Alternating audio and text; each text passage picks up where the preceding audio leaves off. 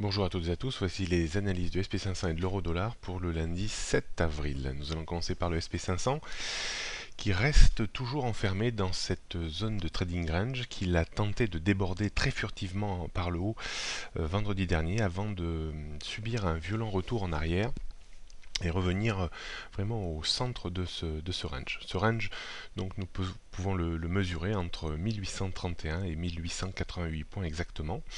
Il faudrait le débordement de 1888-1900 points pour voir l'indice rentrer de nouveau dans une phase un petit peu d'euphorie haussière au-dessus de résistance oblique de très long terme et viser 1950 voire 2000 points, niveau plus psychologique que technique.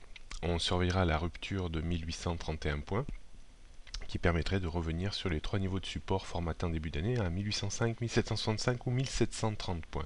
L'indécision reste de mise dans une zone de trading range maintenant qui va souffler presque, pas tout à fait ces 2 mois d'existence, ce qui est excessivement long pour les indices américains.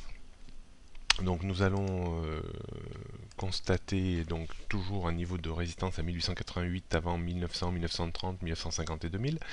Niveau de support 1831 avant 1805, 1765 et 1730 points. La tendance du jour reste parfaitement neutre. On sera obligé d'attendre un petit peu le débordement de cette zone pour proposer des stratégies plus intéressantes que celles que nous pouvons utiliser maintenant, puisque travailler à l'intérieur d'un range reste relativement délicat, puisque souvent on a des variations entre les bornes de ce range, parfois imparfaites, ce qui rend compliqué toute stratégie. Nous allons terminer par l'euro-dollar. L'euro-dollar qui reste toujours dans son biais baissier en dessous de 1,38, 1,38,40, mais reste parfaitement implanté autour de 1,37 qui semble être un niveau de support important. La rupture de 1,37 puis 1,36,50 confirmerait le biais baissier avec probablement un retour vers 1,35,50, voire peut-être un peu plus bas.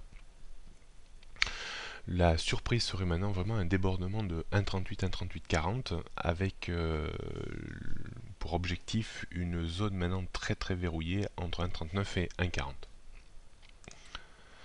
Donc on note une résistance à 1,37,50 avant 1,38, 1,38,40, 1,39, 1,39,60. Support 1,37 avant 1,36,50 et 1,35,50. La tendance reste pour moi baissière en dessous de 1,38,40. D'un point de vue stratégique, on pourra toujours essayer de prendre des petites options de vente à découvert entre 1,37,50 et 1,38 avec un stop à 1,38,40 et un objectif situé entre 1,37 et 1,36,50. Voilà, bonne journée à tous, prochaines analyses demain mardi.